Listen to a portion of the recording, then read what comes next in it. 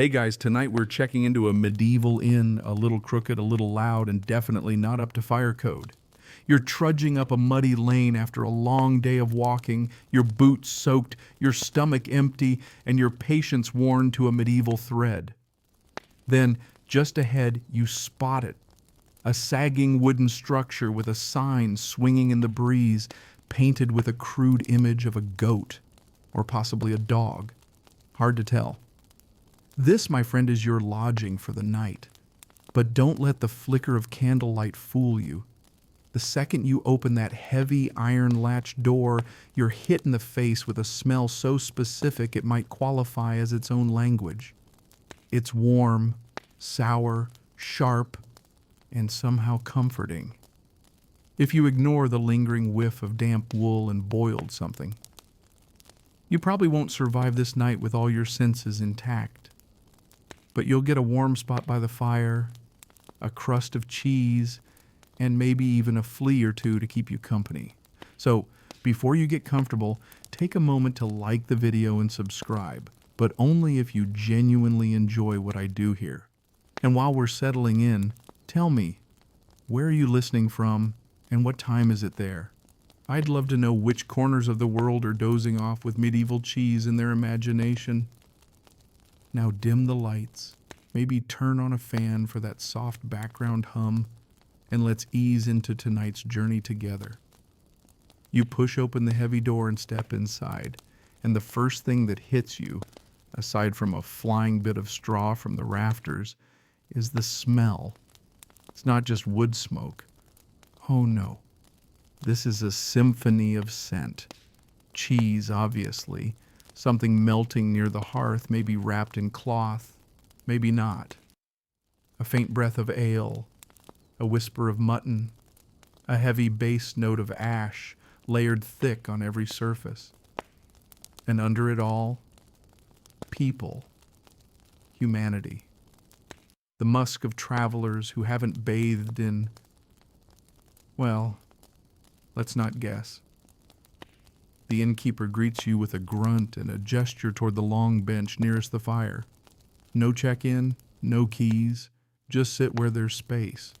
You glance around and notice a goose under the table and a chicken nesting in the corner. Normal. The hearth dominates the room, a huge stone structure blackened with years of smoke, surrounded by iron pots and hanging kettles. The flames crackle cheerily and the air shimmers with heat. You edge closer and feel the warmth soak into your skin, carrying with it that rich, baked-in smell of charred cheese, spilled broth, and singed hair. You can't help but wonder, why cheese?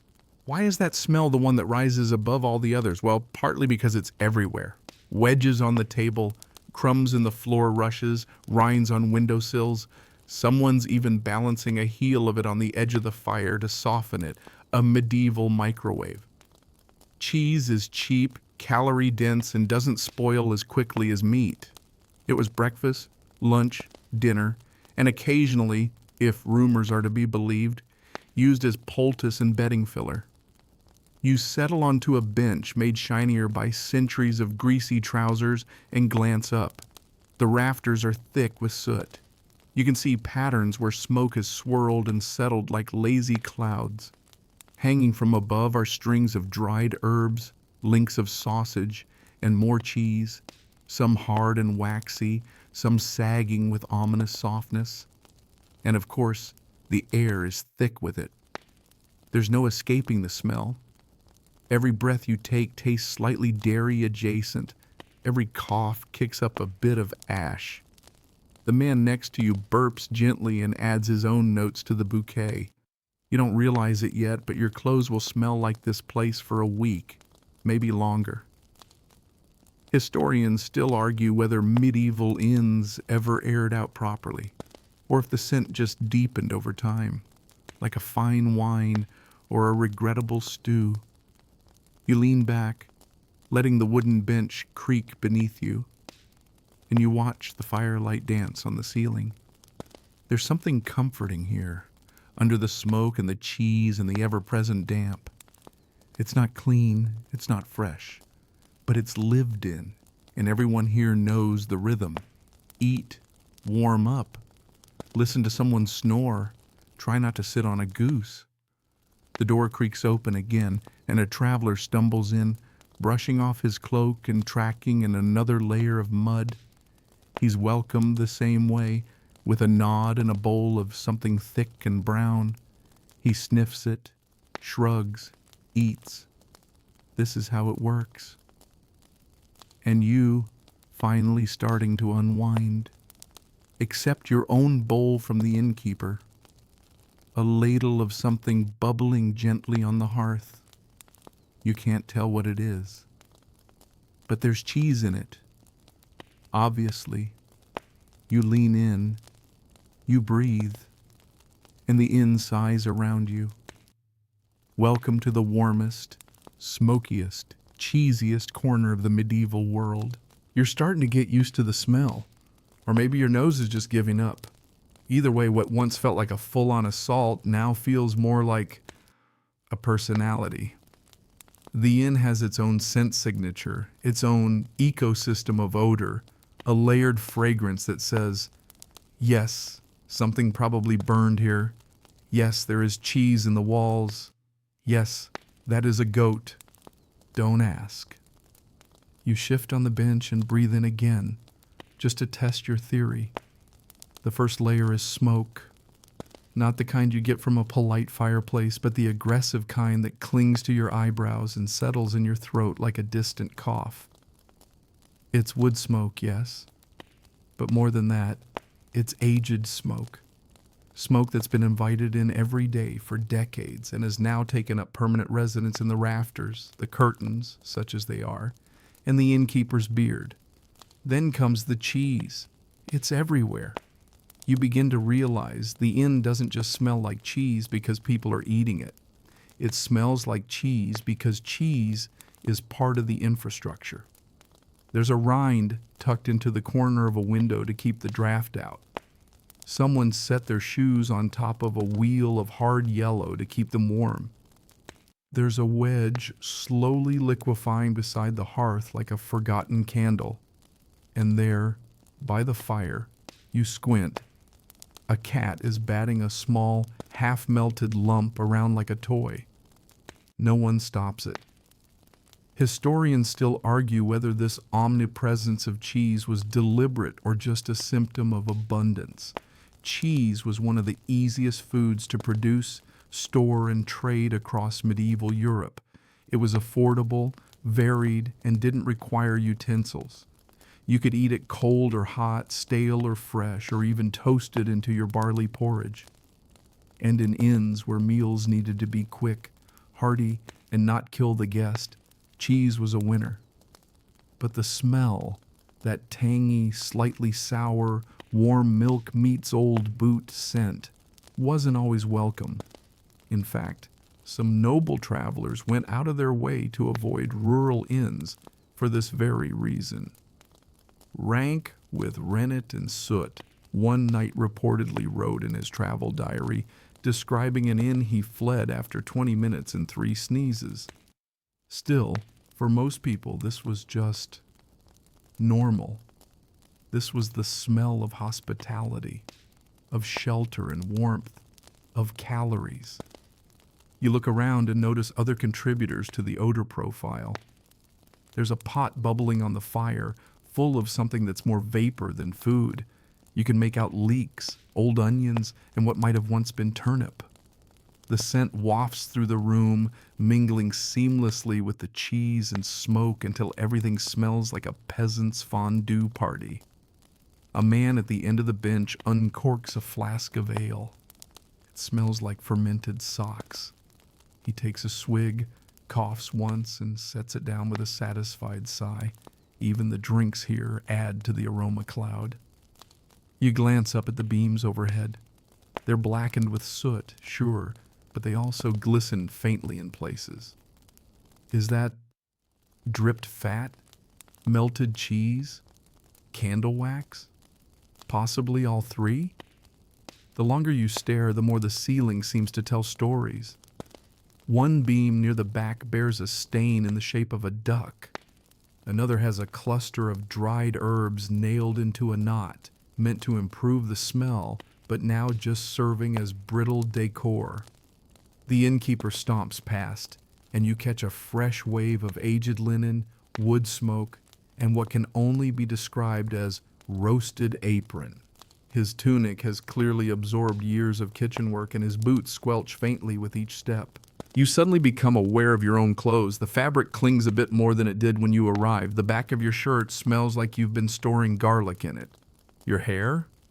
Don't ask. Just assume you'll need a week to air out. But strangely, you don't mind. The smell, intense as it is, has become part of the experience. It's how you know you've arrived. It's the scent of people gathering in a world that didn't know central heating or plug-in air fresheners. A world where the best meal you might eat all week came with a side of soot and a noseful of cheese. You hear the fire crackle behind you and turn to see the innkeeper's wife lifting a skillet with something sizzling inside. Cheese again. This time melted over coarse bread. She slides the skillet onto the table, and no one waits. Spoons, fingers, maybe a fork if someone remembered to bring one. Everyone dives in. The air fills with bubbling, toasty, tangy perfume. Even Patch, the local hound stretched out near the hearth, lifts his head and sniffs. He's missing one ear and has the slow blink of a creature that's seen too many fire-roasted cheese disasters. But even he's tempted. And just when you think it can't get any more saturated, someone throws a damp log onto the fire. It hisses angrily, releasing a billow of smoke and a hiss of steam. The room fogs up briefly. Someone coughs. Someone else blesses themselves. The cat bolts. The cheese, however, keeps melting. You lean back again and take it all in. The smell, the sounds, the blur of it all. You're not in a perfume shop. You're not in a spa. You're in a medieval inn, and it smells like it means it. The cheese was never meant to be optional. You wake sometime later, or maybe you just dozed off sitting up, and there it is again, the smell. Not just around you, but on you. In you. You swear it's in your eyelashes. Smoke and cheese, soaked into the fibers of your tunic, clinging to the hems of your sleeves, settling into your boots with deep, stubborn pride. You stretch your legs under the table and feel something hard and round roll past your foot. It's a rind, probably from last week, possibly from last winter. You don't dare move it. It's part of the furniture now. Every inn you've ever passed, whether in town or deep in the wilds, has this in common. Cheese, soft cheese, hard cheese, stringy cheese, crumbly cheese, smoked cheese, sun-dried cheese, cheese rolled in ashes, cheese wrapped in cloth and hung from a hook by the hearth like a sleepy fruit bat. The sheer variety would make a cheesemonger weep. Not all of it is edible anymore. Some of it's crossed over into candle territory. You look around and realize the inn isn't just serving cheese, it's built around it. It's built with it. That cushion you leaned against earlier, stuffed with straw and what smells suspiciously like grated dairy. The curtain hanging over the window, probably once a cheese-making cloth. The wedge holding the back door open, a wheel of something too tough to chew and too holy to throw out. Historians still argue whether cheese in medieval inns was a matter of necessity or obsession. Certainly it was an easy sell. Long shelf life, little prep time, high in calories. But in many regions, especially mountainous or rural ones, inns doubled as cheese-making hubs. The same smoke that darkened the rafters also helped age the cheese. You might walk into a room that smelled like dinner and slowly realize it was all storage. The innkeeper confirms it with a grunt as he stirs a pot of bubbling soup. Rennet in the morning, curds by noon, he says, gesturing toward the dark ceiling beams. Hang 'em up high, they dry out faster. You glance up. You hadn't noticed it before, but there are lines strung just beneath the ceiling, from one end of the hall to the other. Cheese bundles, wrapped in linen, hung like lanterns. One of them drips occasionally. You decide not to ask. In many inns, the cheese-making was done in the same space as everything else. Cooking, eating, sleeping, arguing, singing. Sometimes the cheese press sat next to the hearth. Sometimes it was the hearth. You imagine waking in the middle of the night to find someone flipping wheels like pancakes while muttering about salt ratios. A man 2 tables over leans back and pulls out a wrapped parcel from his satchel. He peels it open like a prized relic and reveals a lump of something grayish yellow, spongy around the edges, and proudly offensive to the nose. "From Normandy," he says to no one in particular. People nod respectfully. There were social rules around cheese, too. You didn't just eat it. You judged it. You shared it to impress. You hoarded the good stuff for travelers with coin. If you were given the heel of a wheel, it meant you weren't quite unwelcome, but also not worth the gooey center. Even the mice knew. They scamper across the rafters, ignoring the oats, ignoring the bread, heading straight for a cracked round left on the windowsill. They know what's worth the risk. And not just mice, cats, dogs, kids. You once saw a boy use a slice of dried cheese as a coin. He bought a boiled egg with it. You lean your elbows on the table and feel something sticky.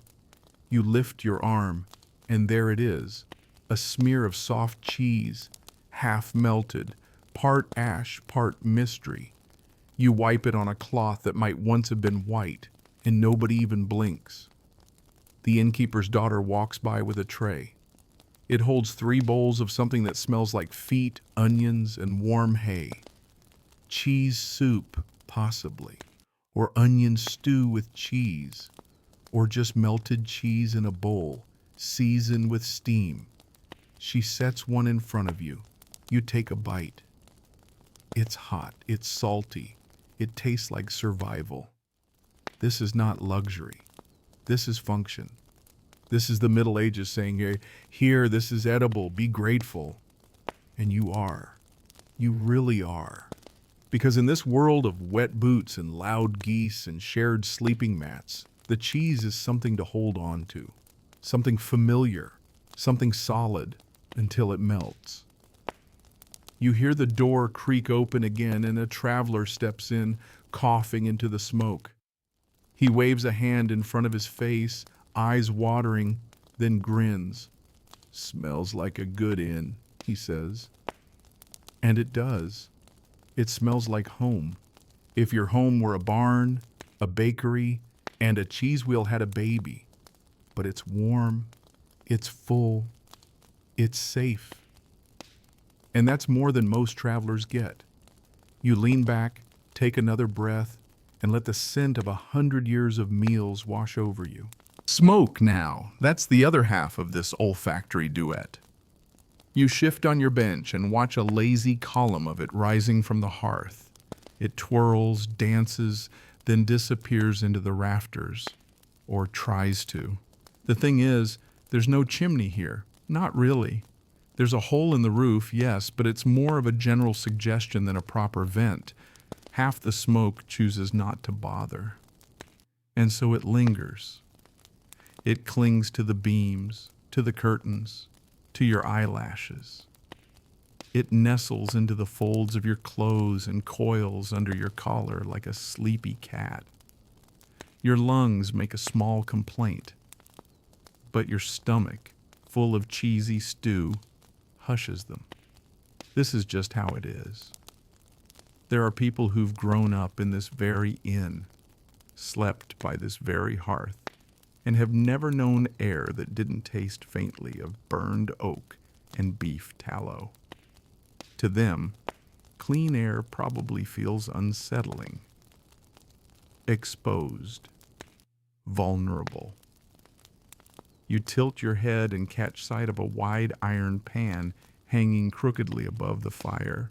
It's not being used at the moment. It's just suspended there, absorbing heat, adding bulk to the air. A tool, yes, but also part of the scent system. Every burn mark on its underside is a memory, a flavor note, a contribution to the rich atmosphere. Historians still argue whether medieval people minded the smoke or whether it was simply an accepted fact of life. Some claim that open hearths were central to warmth, cooking, light, and spiritual protection. Others suggest that even then, people went hoarse complaining about their sore throats and red eyes. The truth, as usual, is probably both. You begin to notice the hierarchy of smoke. There's the thick, meaty plume that rises when grease hits flame. There's the soft drift from the logs themselves, pine, oak, occasionally applewood if someone's lucky. Then there's the ashy mist that hovers near the floor, subtle and stubborn, like the ghost of every meal ever made here. And of course, the cheese only amplifies it. Because smoke doesn't just float, it sticks. It finds oils. It finds cloth. And cheese? Cheese is practically begging to be smoked. Not on purpose, perhaps, but incidentally, constantly, all day long. You see it on the plates. Little browned edges, crispy spots where the fire licked a wheel too close to the flames. You see it in the cracked rinds on the drying shelves. You smell it on your spoon, your neighbor's beard, and the innkeeper's apron. Some inns leaned into it. Smoked cheese became a regional specialty, like accidentally inventing barbecue by forgetting your dinner in the fire pit. Over time, travelers came to expect it. Inns that didn't have a smoky cheese smell felt wrong, suspiciously clean. You get the sense this place hasn't been suspiciously clean in centuries. The innkeeper's wife shuffles past carrying a log, her hair twisted into a kerchief that's long since abandoned its original color. She drops the log onto the fire with a practiced thunk. Sparks leap, a fresh gust of smoke puffs outward like a sigh, and the room briefly vanishes in gray. No one panics. No one coughs. No one blinks. Patch, the dog, lifts his head, decides it's not worth it, lowers it again. The smoke drifts up, curling over the table like a lazy question mark. It smells of sap and soot and charred herbs, possibly cheese, definitely history. You remember reading that many inns in colder regions sealed their windows during winter, thick shutters, straw gaps, no breeze, which meant more warmth and more smoke. The air would thicken until it looked drinkable. People joked about chewing the heat in those rooms. One poet called it a supper of fire and fog. You shift on your bench and realize your skin feels seasoned, like you've spent the afternoon marinating. You're becoming part of the room, a smoke-baked visitor, a walking, breathing stew ingredient. And the fire just keeps going. There's a rhythm to it now. Someone ladles more soup. Someone drops a crust onto the coals for toasting. Someone sings, soft, off-key, something about geese and ale. The flames crackle, the pan creaks. A bit of ash drifts down like snowfall and lands in your cup. You drink it anyway. Because this is the experience. This is the medieval hearth, the smoky heart of an inn. The place where every conversation, meal, trade, and song begins and ends. It's not just about the food, it's about the atmosphere, literally. You glance at the door, half expecting someone to walk in with lungs full of clean air, and immediately collapse from shock. And you wonder, when you leave, when you finally step back into the open world, will the smoke follow you? Will it hang in your cloak, whisper from your sleeves, curl from your hair like a secret? Probably. And the cheese? Definitely. The hearth is crackling, the smoke is curling, and your stew, cheesy, thick, suspiciously beige, is beginning to crust around the edges of the bowl. You stir it idly with your spoon, watching steam rise and vanish into the already clouded air. Around you, the inn murmurs in a dozen different directions, clinks of cups, low talk, an occasional snort from someone asleep against a wall. You start to notice the layout of the place, how everything revolves around this central fire. It's the cooking space, yes, but also the light source, the heater, the sound machine, and if you're not careful, the hair-singeing hazard zone. There is no separate kitchen, no back room where pots bubble in peace, no divide between the cook and the crowd. The fire is the inn stomach, and you are sitting in it. To your left, a woman you assume to be the innkeeper's niece is chopping something unrecognizable on a board that rests partly on a bench and partly on her lap. Occasionally, she leans over to the fire, adds a scoop to the pot, and wipes her hands on her apron. The chopping board doubles as a plate. Someone else borrows the knife when she pauses. It's all very shared. To your right, a boy no older than 12 is turning something on a spit. Could be a bird. Could be a cat. Could be a really lumpy root. Either way, he's doing it with the focus of a monk copying scripture. Every so often, he checks to make sure it hasn't caught fire. Usually too late. You shift again, trying to avoid the sticky patch on the bench and accidentally kicking a pot near your feet. It's filled with soaking lentils, or maybe just dirty dishwater. No one reacts. It's part of the decor. Historians still debate whether this one-room cooking arrangement was born of necessity or simply laziness. In most inns, space was limited and heat was precious. Why build a separate kitchen when your guests need to be near the fire anyway? Why hire a second cook when your spouse and daughter are already nearby, slicing, stirring, and burning their eyebrows off? Of course, this meant every meal became public theater. You got to see what was being made, smell it, hear it sizzle, watch the cook drop it, curse, dust it off, and throw it back in the pot. You knew exactly what you were eating and exactly what you weren't. And everything tasted faintly of smoke and cheese and possibly onion. The walls bear testament to this shared culinary life. They're dark with soot, yes, but also streaked with ancient splatters.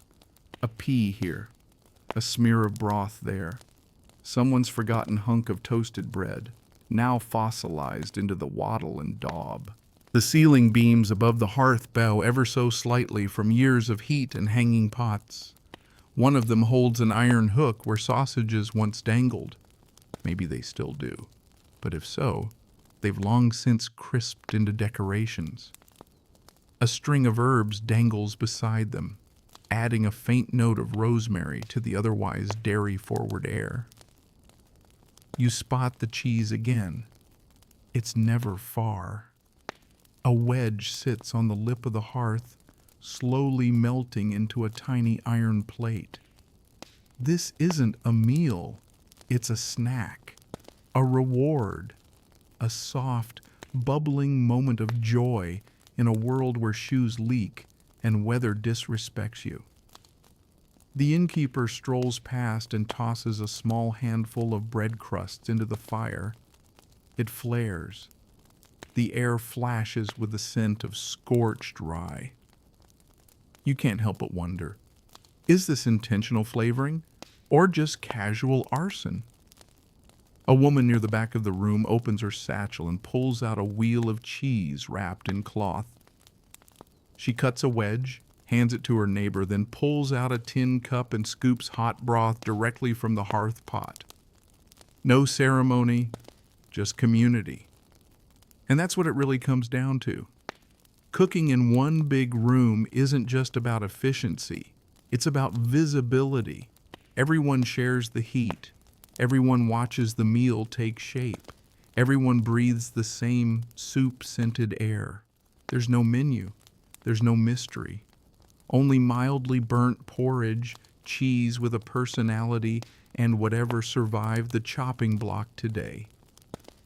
The innkeeper's daughter returns with a ladle and refills your bowl. You thank her, and she grins, half proud, half apologetic. It's hard to say whether she made the soup or is warning you about it. Either way, you eat, and it's warm. And yes, it tastes a bit like smoke. And yes, you think there's cheese in it, probably. And no, it's not the worst thing you've ever eaten. You settle in again, bowl in hand, fire at your feet, and realize this is dinner and theater and survival rolled into one. The meal may be forgettable, but the experience, it's unforgettable. Because when the cook is 2 feet away and the fire is melting your eyebrows and a wheel of cheese is softening like candle wax on a skillet beside your elbow, you're not just a guest. You're part of the meal. There's a low thud behind you. You turn just in time to see a goat, not a painting of a goat, not a statue, a real goat, ambling through the back door of the inn like it owns the place, which, to be fair, it might. The innkeeper doesn't blink, the guests don't blink. The goat, after a brief glance around the room, curls itself up next to the hearth with a deep, satisfied huff. You're not surprised anymore, because in a medieval inn, people and animals often slept under the same roof, shared walls, shared air, shared everything. And those walls, thin, the floor, straw and muck, the animals, part of the furniture. Chickens peck at dropped breadcrumbs under your bench. A sleepy pig dozes in the hallway. There's a dog twitching beside a barrel, dreaming of better leftovers.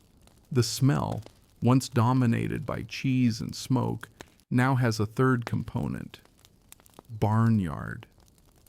It's not exactly offensive, it's just organic, warm, lived in. You inhale carefully and catch the musky scent of wool, wet fur, and hay. Not fresh hay, but hay that's done its job, had some experiences, and is now thinking about retirement. Historians still argue whether animals were brought into inns for warmth, protection, or because there simply wasn't anywhere else to put them. Likely, it was all three. An animal indoors meant body heat in the winter, protection from thieves or wolves, and, most importantly, a very local supply of cheese, milk, eggs, and sometimes even dinner. You slide your foot cautiously, avoiding a sleeping hen. She squawks once, then settles again, puffed up like a feathery pillow. You remember reading that some inn floors weren't even separated between humans and livestock, just loosely partitioned with wood planks or low rails. Travelers would find themselves dozing beside oxen or waking to a goat nibbling on their sleeves. It was inconvenient, yes, but also strangely comforting. Everyone snored. Everyone stank. Everyone shared. You're getting the sense that in this inn, the division between living room and barn is entirely conceptual. A man across the room pats a cow on the rump and gestures for more ale. You don't think the cow is involved in the transaction, but still, it's participating. Behind the bar, the innkeeper reaches for a jug that's been resting on a shelf above a stack of cracked pottery, and something that may have once been a wheel of cheese. It now resembles a stepping stone. The goat near the hearth yawns, like a dog, like a guest. You glance toward the stairs. Yes, there's an upper floor, or loft, really. You can just barely see the edge of it past the rafters.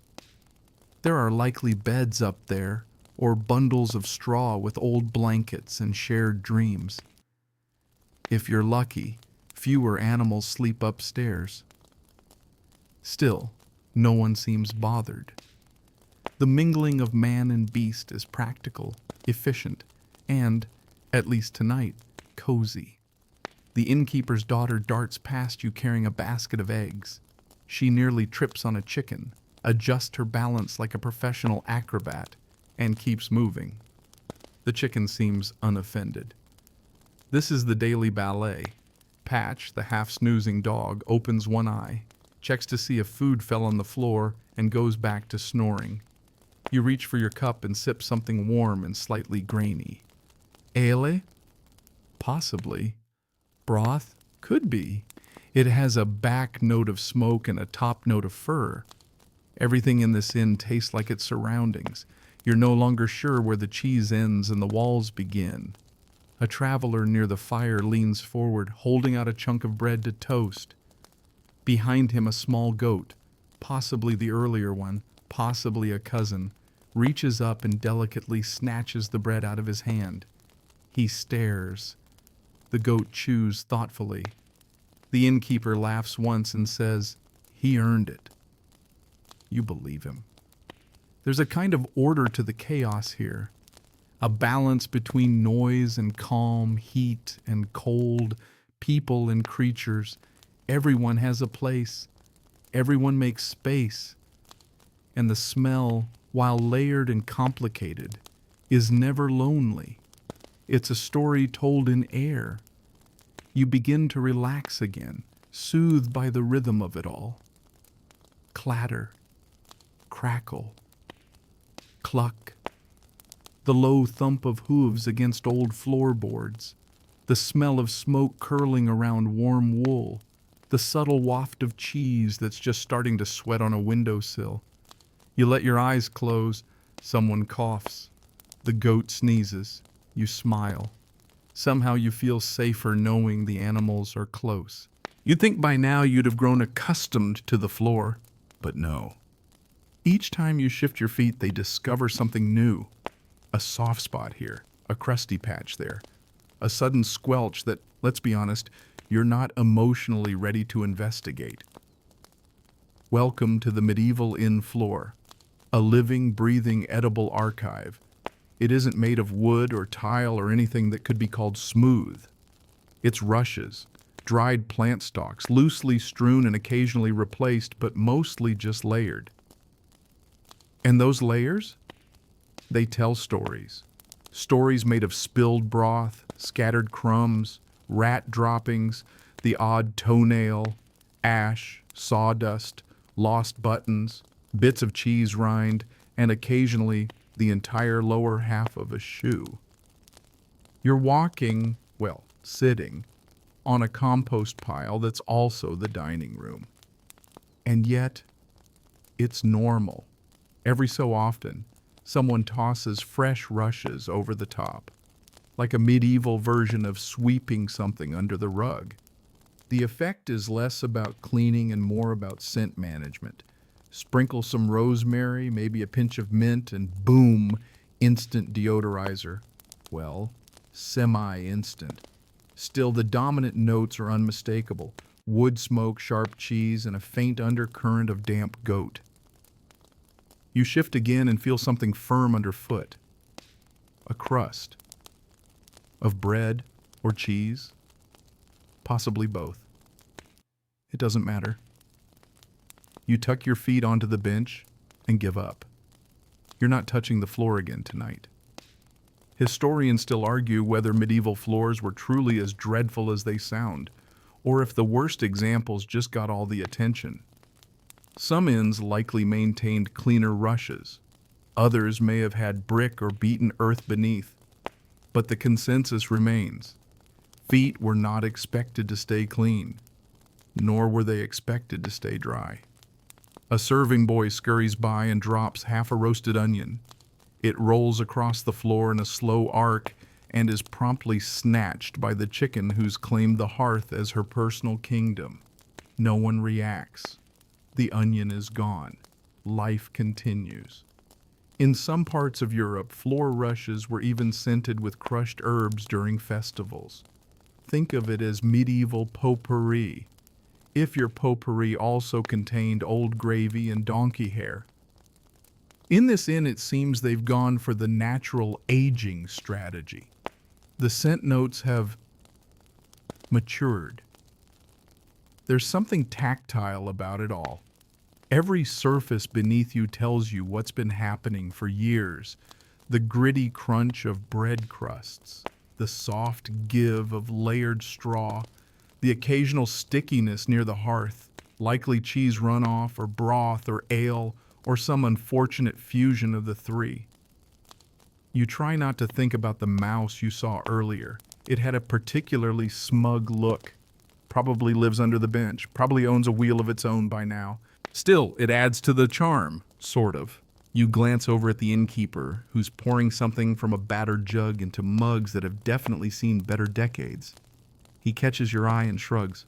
The floor's fed better than some townsfolk, he says. And he's not wrong. Between the cheese drips, meat crumbs, ale spills, and endless breadcrumbs, the floor is basically a buffet, just not for humans. Every creature in here knows it too. Cats prowl with intent, dogs sniff casually. Even the goat pauses now and then to check beneath a table for lost glory.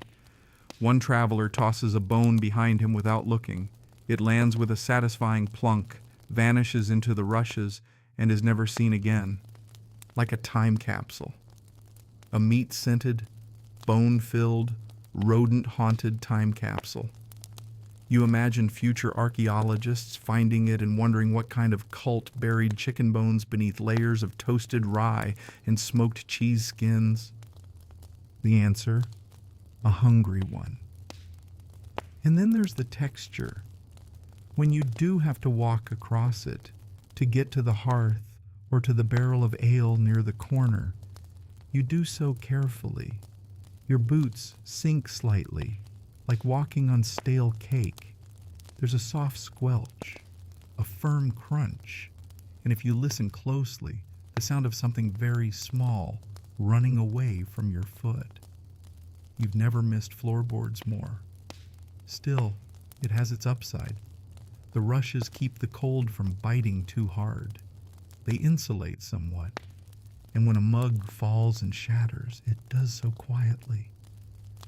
The floor swallows the sound, just as it swallows everything else. You watch as the innkeeper's daughter dumps a fresh pile of rushes onto the hearth's edge. A wave of dry, grassy scent rises, sweet and momentarily clean. It cuts through the cheese and smoke just for a second. She sprinkles some herbs. Basil, thyme. It's oddly lovely. The goat sneezes, unimpressed. You pull your cloak tighter around your shoulders and lean back. The floor may be chaos, but it's consistent. It holds heat. It holds stories. It holds smells like a sponge holds soup. And as the fire crackles, someone starts humming a tune about a woman who married a blacksmith and regretted it after the third forge explosion. The air fills with song and steam and crumb dust, and the floor, like everything else, joins in silently. Because in this inn, even the ground under your feet is part of the story. The inn is quieter now. The fire has burned down to a mellow, pulsing glow, and the laughter has dissolved into softer murmurs. Even the goat seems to be chewing more slowly. You breathe in, and yes, it's still there. The layered perfume of the place. Smoke, cheese, old rushes, and you wrinkle your nose slightly. Something else. Something vaguely human. That's right. Bathing, or rather the absence of it. Let's be honest, you weren't expecting floral soap and lavender sachets. But you also didn't expect the scent of humanity to be quite so bold. It's not unpleasant exactly, just very there, tangy, musty, slightly sour with a note of unwashed linen. In medieval inns, regular bathing wasn't the norm, especially for travelers. The roads were muddy, water was cold, and the concept of personal hygiene varied wildly depending on your region, religion, and access to buckets. Historians still argue about just how smelly medieval people really were. Some claim bathing was more common than popular myth suggests, especially among the wealthy or in warm climates. Others point to written complaints, plague-era records, and 14th century jokes about sweaty nights to say, yes, the stench was probably noticeable. You suspect this inn leans toward the latter. You glance across the room and see a man rubbing his armpits with a cloth. He then uses the same cloth to clean his knife.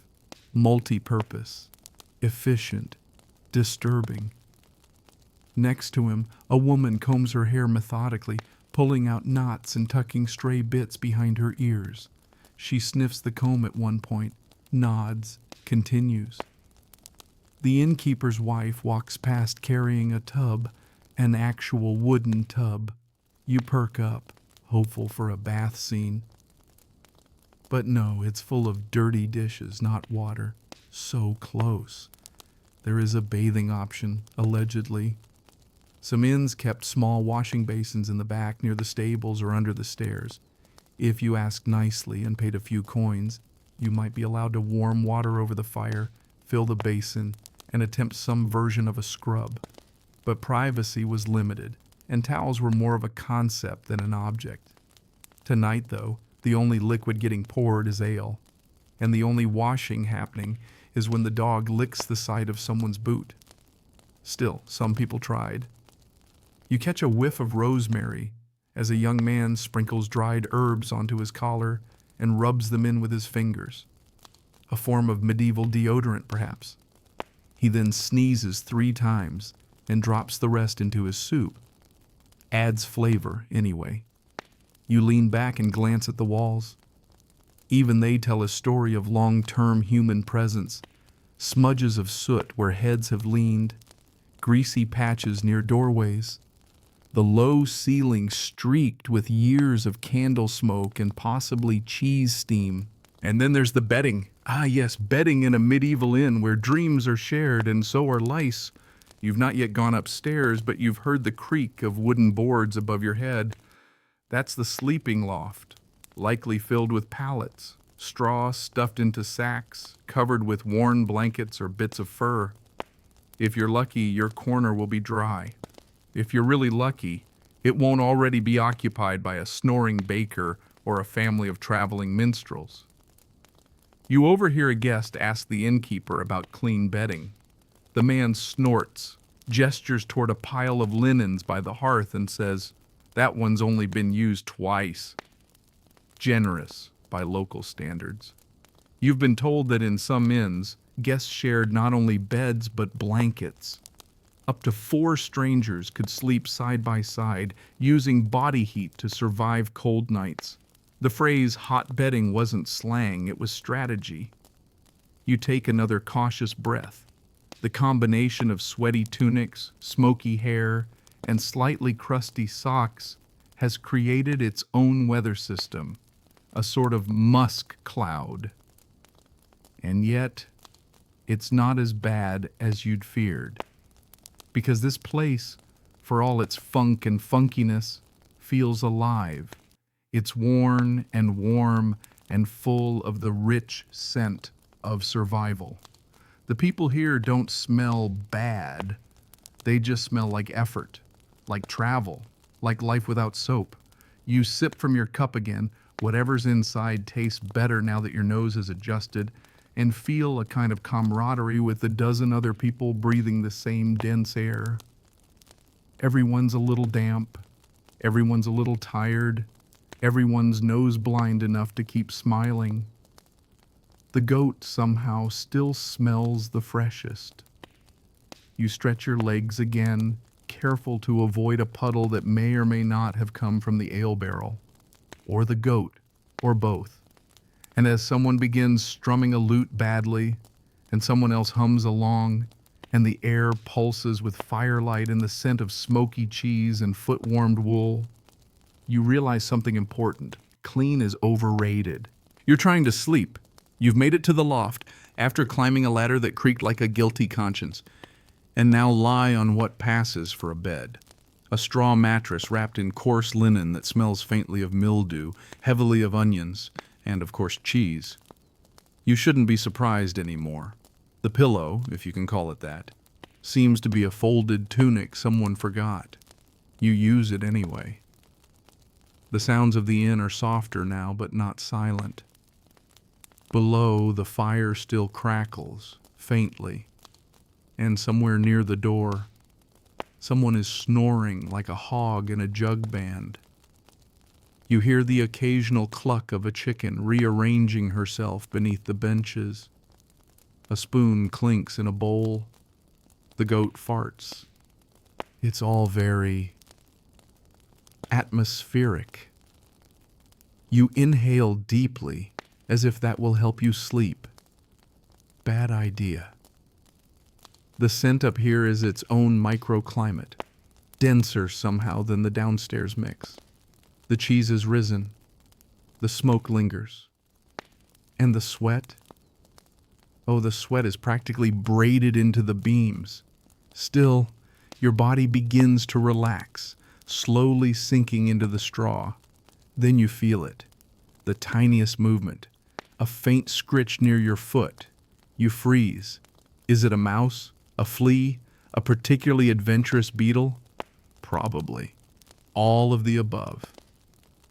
This is not your memory foam mattress at home.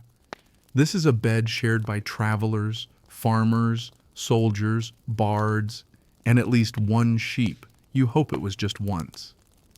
The straw shifts again, and you decide to ignore it. That's how everyone else survives. Historians still argue whether medieval inns provided actual rest. The shared beds, the noise, the smells, the flea potential, it all suggests a kind of communal exhaustion rather than rejuvenation.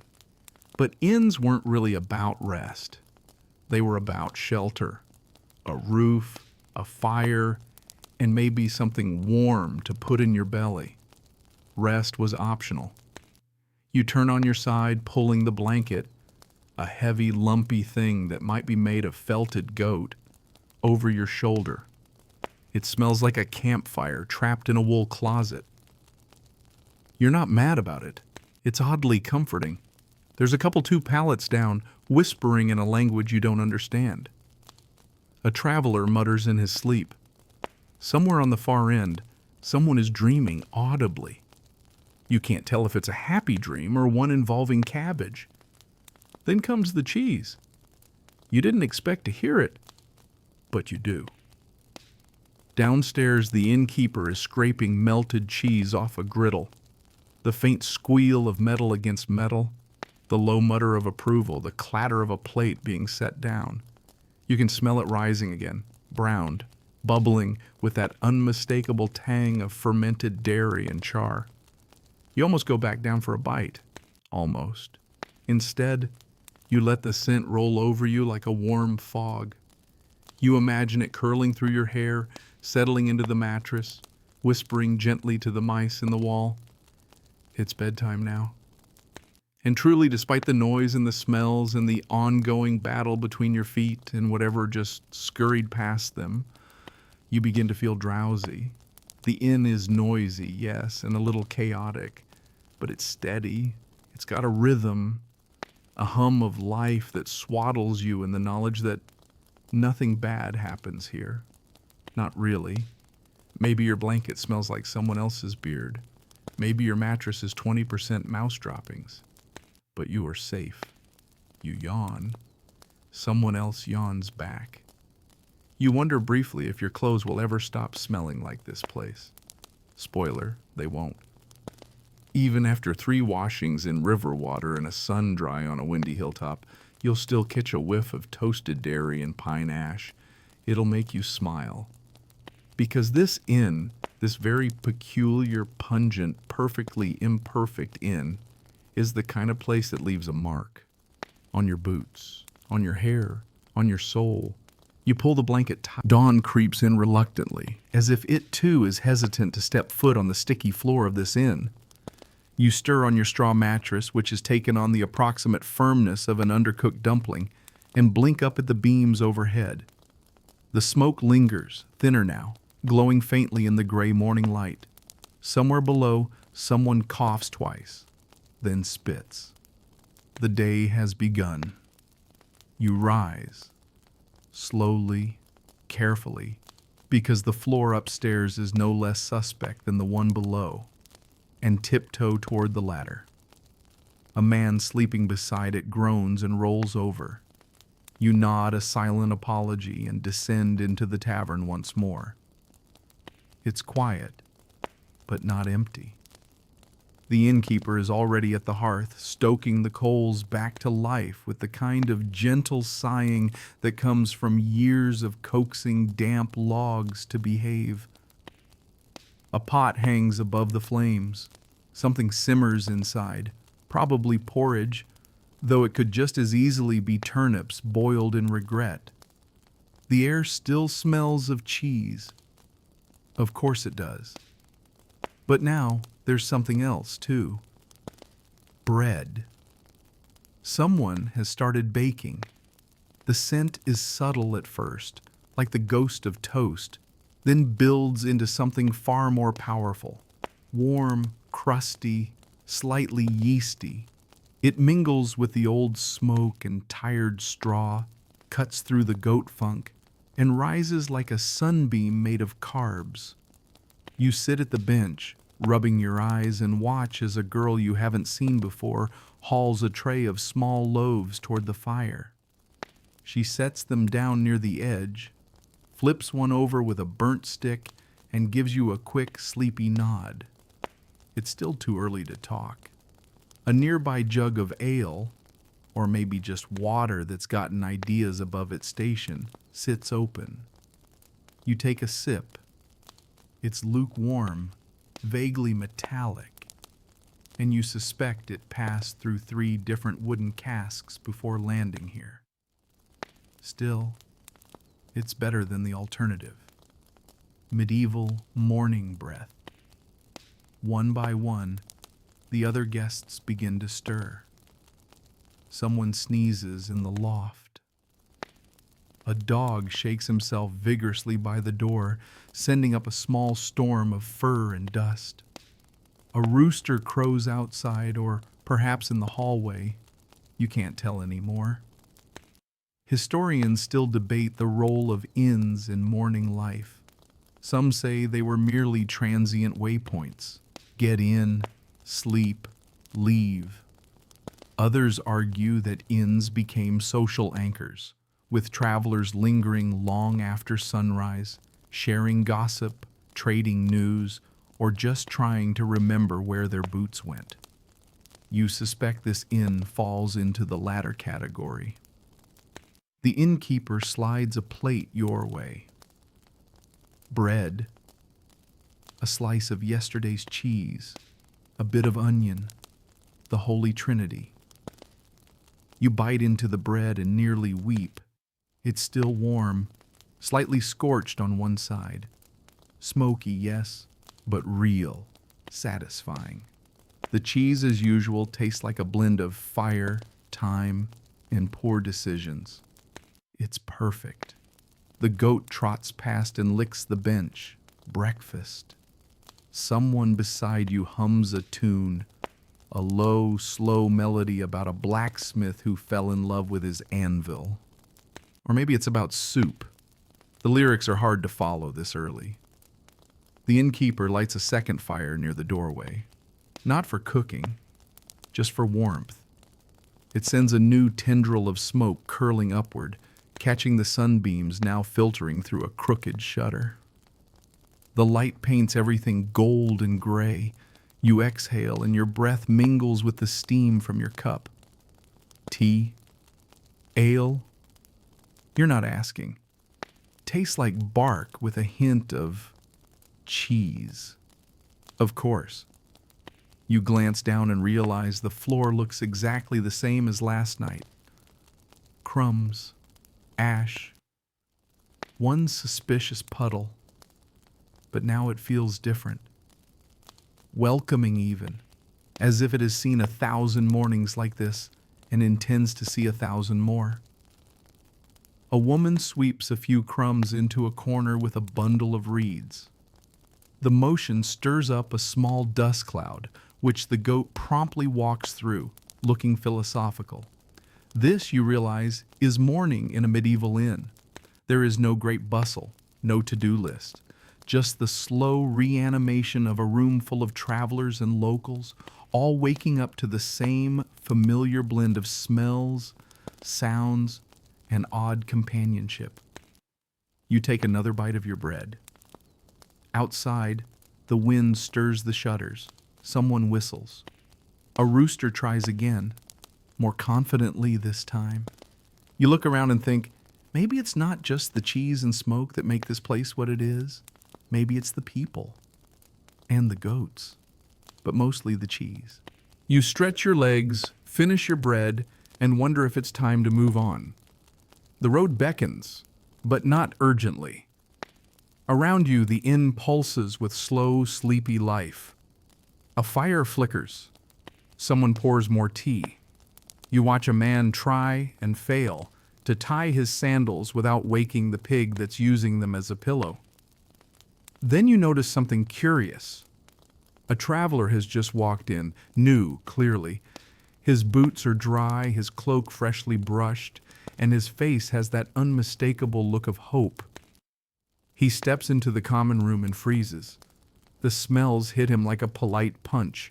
Smoke, cheese, onion, goat, and the long sigh of a floor that's seen things. He hesitates, takes another step. Eyes scan the room, and immediately everyone knows he's too clean. In medieval inns, smell wasn't just a side effect, it was a social cue, a scent signature. Walk into a room like this and your nose could tell you half the story. Where someone came from, what they ate, whether they were local, rich, or lost. You, for example, now smell like the room, no more, no less. Cheese, ash, wool, sleep, you've earned your place. But this traveler, he still smells like outside, like fresh air and possibly lavender. The goat glares at him. He nods nervously, makes his way to a bench, and sits. It creaks like a warning. You raise your cup to him, a silent welcome. The innkeeper eyes him carefully and slides over a plate. The same cheese, the same bread, the same onion. A test. The man takes a bite, chews, blinks. There it is, the recognition, that slight nod, the slow surrender. He's accepted the flavor, the texture, the weirdly smoky aftertaste. He's on the path now. Soon he'll smell like the rest of us. You smile into your cup. Historians still debate how rigidly class and scent were tied in medieval life. Perfume existed, sure, especially among the wealthy, but so did an awareness of what smells meant. To smell clean wasn't always desirable. It could mark you as strange, soft, or suspicious. In places like this, a bit of stink meant you belonged. The traveler finishes his bread and rubs his hands together awkwardly. The goat is sniffing his boots. He doesn't stop it. That's how you know he's adapting.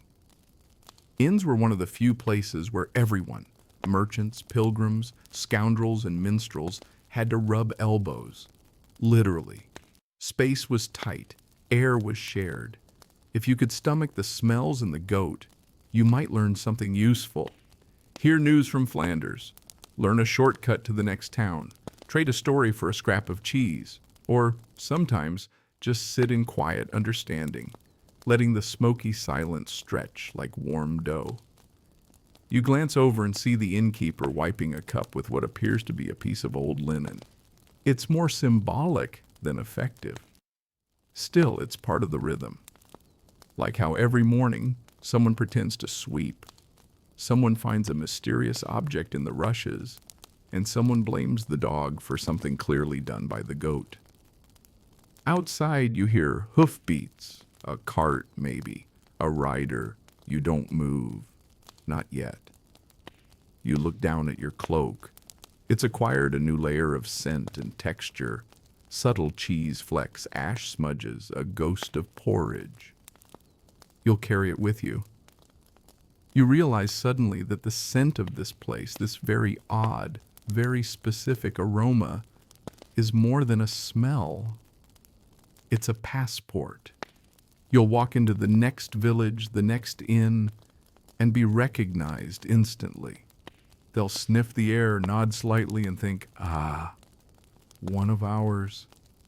And you'll smile. Because while clean air is lovely and fresh bread is divine, nothing says medieval inn like the cheese in your sleeves and the campfire in your hair. The traveler beside you sneezes. You hand him the crust you were saving. He takes it. He's ready. By mid-morning, the inn is in full swing again.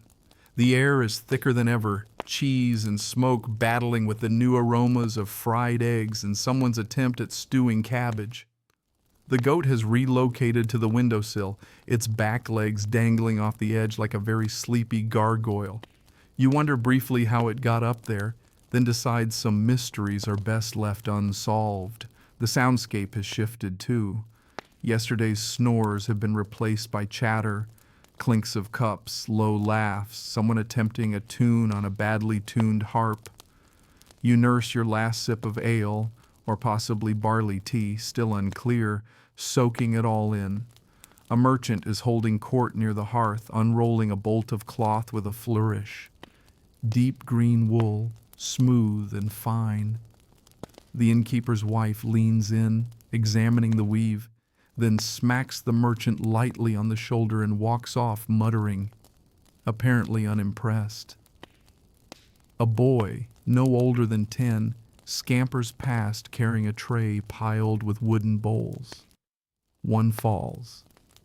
A dog licks it clean before the boy even notices. Efficiency, medieval style. You're watching all of this when you catch sight of something truly remarkable. The cleaning bread. Yes, you read that right. The innkeeper's daughter appears from behind the counter holding a chunk of very stale bread, its edges hard enough to count as a tool. She walks straight to the hearth, scoops up a blackened skillet, and begins to scrub it with the bread. And it works. Kind of. The crust catches the grease, the crumbs scrape at the char, and soon enough the pan has a dull, almost respectable sheen. The bread, now saturated with soot and beef fat, is promptly tossed to the floor. The dog catches it mid-air. The goat bleats once in protest.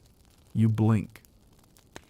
Historians still argue whether cleaning with bread was widespread or just an oddity in certain regions. Some sources say it was a common practice, especially for greasy surfaces or fine armor. Others think it was rare, a quirky trick passed around among the poor or particularly clever tavern keepers. Either way, it makes a strange kind of sense. Bread was everywhere. It was cheap. It was disposable. And once it went stale, it could clean as well as feed. Why waste a rag when a rock-hard loaf will do the trick? You wonder what else is being cleaned with bread in this inn. The counter, the ladles, the children. The merchant has pulled out a second bolt of cloth, this one a mustard yellow, and is now trying to convince a knight that it'll flatter his battle shoulders. The knight grunts. The goat bleats again. The bread-wielding daughter, satisfied with her skillet, hangs it back on a hook above the fire. She wipes her hands on her apron, then, because of course, rips off a fresh chunk of cheese and pops it in her mouth. You're starting to believe this inn is 40% cheese by volume. Someone opens the door and a gust of outdoor air rushes in, fresh, cool, and completely unwelcome. The goat glares. The smell of manure and mud and wet grass makes a brief cameo before being swallowed by the smoky cheese fog once more. You realize as you sit back and listen that every sound has a smell here. The clatter of pans equals scorched meat. The stomp of boots equals damp wool and old leather. The sweep of rushes equals minty dust and old toast Even laughter carries a hint of ale and smoke with it. You are now a creature of the inn, and it doesn't let go easily. In fact, you're pretty sure your tunic now permanently smells like toasted cheese and pine tar. The scent follows you like a devoted hound. It's in your hair. It's behind your ears. It's clinging to your socks with alarming tenacity. But you don't mind, because smell is memory. And this place, this loud, stinky, smoky, crumb-covered inn, is one you won't forget. You stretch your arms, inhale deeply, mistake, and glance toward the door. Time to go? Maybe, but not quite yet. Someone's just pulled out a deck of cards made from scraps of parchment. Another traveler is unpacking a fiddle, and the innkeeper is cutting bread, fresh bread, probably for lunch. You can still hear the soft, rhythmic scraping of another skillet being polished with a particularly determined baguette. You'll stay a little longer. You're already part of the smell. You lose track of time. One moment you're sipping something vaguely sweet from a mug that's probably older than some monarchs. The next, you're knee-deep in a lively debate about whether the moon causes cheese to spoil faster. You don't even know these people's names, but it doesn't matter. The inn has a way of swallowing formalities, names, titles, ambitions. They all melt here, just like the cheese on the griddle. A bard, whose name might be Daniel or possibly just the bard, leans back on a stool and begins to tell a story. It's about a dog who fell in love with a barmaid and disguised himself as a knight to win her affection. No one questions the logic. The goat listens attentively. Behind the bard, the innkeeper gestures for silence, then lifts a lid off a massive pot. A wave of steam bursts out like applause. It smells amazing, rich, herby, faintly mushroomy, and yes, smoky. Because of course it is. You suspect the innkeeper could make a salad taste smoked. Bowls are handed out, each filled with a thick brown stew.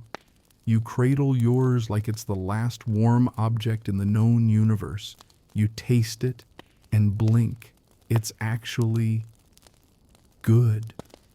Historians still argue about medieval inn food. Some sources describe watery gruel and dry bread. Others mention roast meats, spiced pies, and dried fruits. But most agree. The meals depended entirely on where you were, what day it was, and whether the cook had recently offended the fire gods. Today, luck is on your side. You ask what's in it. The innkeeper grins and says, "Whatever was cheapest yesterday." Fair enough. You dip a crust of bread into the stew and glance around the room. Everything is glowing now. Firelight bouncing off pewter cups, oily sheen on the walls, a few glints from someone's belt buckle. The smoke lingers like a curtain drawn low over the day. Then comes the cheese. Again. This time, it's grated. A boy with a tiny grater, possibly homemade from the lid of an old lantern, wanders the room sprinkling curls of hard cheese over each bowl. He takes his roll seriously, adds just the right amount. Even the goat gets a flake. It's oddly ceremonial, like a blessing. You take a bite. The stew is even better now, salty, tangy, vaguely sharp, and bound together by a warmth that clings to your ribs. The kind of meal that makes you feel fortified, even if it came from yesterday's scraps and this morning's guesswork. The bard continues his tale. The dog knight is now facing a tragic dilemma: to reveal his tail or risk it being tugged during a slow dance. A woman across the room sighs dreamily. Someone else rolls their eyes. You lick your spoon clean and consider whether it's worth licking the bowl too. Then notice the goat eyeing it. You compromise. Share. The innkeeper pulls out a lute. It has 3 strings. 2 of them are in tune. He strums anyway. The melody he plays is slow, soft, and oddly comforting, like a lullaby for adults who know too much about root vegetables. You lean back, your belly warm, your clothes now officially steeped in eau de fromage, and it hits you. This is what medieval inns were really about. Not just food and sleep and questionable hygiene, but connection. A place where stories were currency, bread was a utensil, and cheese could both start and end a conversation. The walls carry centuries of laughter and argument and burnt soup. The floors remember every step. The air, it's thick with memory, but never heavy. You realize that when you leave, when you eventually shake the crumbs from your boots and wash your tunic in a suspiciously fast-moving stream, what you'll miss most is this: not the food, not even the cheese. The hum, that gentle buzz of life, layered like the rushes under your feet. You take another bite. The stew's gone cold. Still tastes good. You smile. Someone offers a second bowl. You accept. Afternoon slips quietly into early evening, and the inn begins its slow, smoky transformation once again. The sun outside dips low, casting gold through the warped windows, each beam filtered through dust, ash, and an optimistic cobweb or two. Inside, shadows lengthen. Lanterns are lit with care, and the smells deepen, richer now, denser. The cheese is back in full force, joined by something sweet. Maybe stewed apples, maybe roasted turnips. Hard to say. Both are possible. Both are probably true. You're leaning on the bench now, comfortably full, lazily watching a cat. When did the cat arrive, twisting itself into a loaf near the fire? The goat has vacated the windowsill and now stares out the door like a sentinel awaiting prophecy. A group of travelers has gathered near the hearth, swapping road stories and lies with equal confidence. One claims to have met a knight who fights with a loaf of bread instead of a sword. Another insists she once slept in an inn that used old wheels of cheese for chairs. Everyone nods. These things are possible. Your tunic smells like the stew, and the fire, and possibly the cat. You're startled from your reverie by a very old man dropping onto the bench beside you. He smells like pipe smoke and onions. He smiles without looking and says, "Smells the same as it did 50 years ago." You nod. Somehow you believe him. He picks up a chunk of cheese, sniffs it, and adds, "Maybe stronger now, or maybe I'm weaker." Then he starts humming. It's a tune you've never heard, but it fits the inn perfectly. Slow, wandering, just slightly off key. You close your eyes and listen. Historians still argue whether inns like this were ever truly quiet. The stories often focus on raucous behavior, drunken brawls, noisy minstrels, wild celebrations. But those were the exceptions. The daily rhythm, you suspect, was slower. Not silence, but softness, the hush of familiarity, the gentle routine of cheese and stew and woodsmoke. You lean back, letting the sounds blend together, the clink of cups, the distant bleating of a goat that now seems philosophical, and the steady whistle of the innkeeper's wife cleaning something with surprising vigor. And then, rising above it all, a voice. The bard again, singing now, not storytelling. A ballad of an inn built on the edge of the world, where lost travelers found warmth and bread and never left. He sings of floors that remember every footstep, of spoons passed down through generations, of the sacred rite of the shared blanket. The entire room slows to listen. Even the goat. The cheese smell rises again, now so familiar it's practically background music. Smoke curls in lazy spirals from the hearth, and somewhere in a corner someone starts dozing, chin on chest, still holding a crust of bread in one hand. You think about the walls of this place. How many people have leaned against them, how many breaths they've absorbed, how many secrets they've kept. The innkeeper walks past, patting the old man's shoulder. "You'll outlive us all," he says. The old man cackles. "Only because I've been preserved in cheese fumes." Everyone laughs, sleepily, and the night arrives slowly, gently, just as it did the night before and the one before that. No drama, just a lowering of light, a rise in scent, and the comforting rustle of shared exhaustion. You exhale, long and low. You're not in a hurry. Here, the air welcomes you back like an old coat. The floor may shift underfoot, the benches may creak, but nothing really changes. Not the smell, not the stories, not the smoke, not the cheese. Evening has fully settled in now, and the inn begins to drowse in unison with its guests. You're still in your corner where the bench has grown warm beneath you, and your cup, now empty, sticks faintly to the table. Around you, conversations fade into murmurs. The bard has put his lute aside. The fire burns low, casting soft orange halos over mugs, boots, and elbows, resting in sleepy stillness. The goat has fallen asleep standing up. You didn't know goats could do that. The air is heavier than ever, a proper symphony of lived-in smells. Firewood soaked in years of breath, aged cheese aging even more, leather damp from the walk-in, and something faintly herbal. Someone must have sprinkled rushes again. Or maybe that's just the smoke playing tricks. Across from you, someone slowly nods off mid-sentence, chin dropping to chest, hand still curled around the base of a mug. No one moves to wake him. In here, sleep just happens. It creeps up like the chill outside, curling in through cracks in the wall but softened by the heat within. The innkeeper moves through the room like a ghost now, snuffing candles one by one.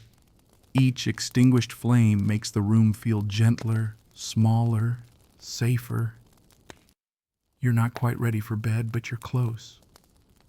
The upstairs loft will be just as smoky, just as crowded. But tonight it won't bother you. You've adapted, or maybe surrendered. You feel like part of the wood now, part of the stone, part of the smell. The walls creak gently as if adjusting themselves around the memory of 100 previous nights. A spoon clinks softly into an empty bowl. Someone hums one last bar of a song that never had a name. The fire sighs. Historians still debate what people dreamed of back then. Did their sleep come heavier, fueled by long labor and smoky bread? Did they dream of cleaner air, or did they not know to miss it? Did the scent of cheese and ash follow them into their slumber? No one knows, but you can guess. You close your eyes briefly and imagine yourself waking centuries later, still wrapped in the same blanket, still hearing the crackle of the same fire, still catching that unmistakable scent of burnt crust and old onion and comfort. That's what it's become somehow, comfort. And not just to you. The innkeeper settles into his chair by the fire, his knees popping audibly. The goat snores gently. The innkeeper's daughter curls up on a bundle of rushes, a half-eaten crust still in hand. No one rushes. No one rises. Even time itself seems to pause and curl into a warmer shape. There's nothing left to do. No tales to tell tonight. No meals to serve. No floor to sweep. Not really. The embers pulse quietly. A mouse sneaks across the hearth. It pauses, lifts a crumb into its paws, and vanishes behind a stool. A last candle flickers, then dies. And just like that, the world narrows to this: a wooden room, a fading fire, a belly full of stew, and a tunic that smells like every evening you've ever loved. You stand, stretch, and prepare to climb the ladder one more time. But before you go, you pause. Take in one final breath of the inn, thick and smoky and sharp with cheese, and smile. Because you know the scent now. You carry it. It's not just in your cloak. It's in your memory. It's in your bones. It's home. The fire dims further, and with it the room softens into a haze of flickering shadows and muffled breath. Upstairs, the sleeping loft exhales, a slow, shared rhythm of worn-out bodies nestled into straw. No more chatter now, only the gentle creak of settling beams, the occasional rustle of someone shifting, and the faintest, warmest crackle of coals still alive below. You ease beneath your blanket, already fragrant with every smell you've lived today: wood smoke, bread crust, wool, ash, and always cheese. The floor beneath you groans but kindly, as if remembering your footsteps. Your limbs grow heavy. Outside, the wind passes softly along the eaves. It doesn't knock or howl. It simply drifts, as if checking in before moving on. You let your breath slow, your thoughts loosen. That little ache in your shoulders melts into the warmth of the mattress. The straw pokes you here and there, but it doesn't matter. You feel held, not in silk or down, but in the quiet certainty of old wood, old stories, and old cheese. There's nothing you need to do now. No door left to close, no spoon to clean. Just this moment, this air, this stillness, and in the silence you drift, softly, gently, into sleep.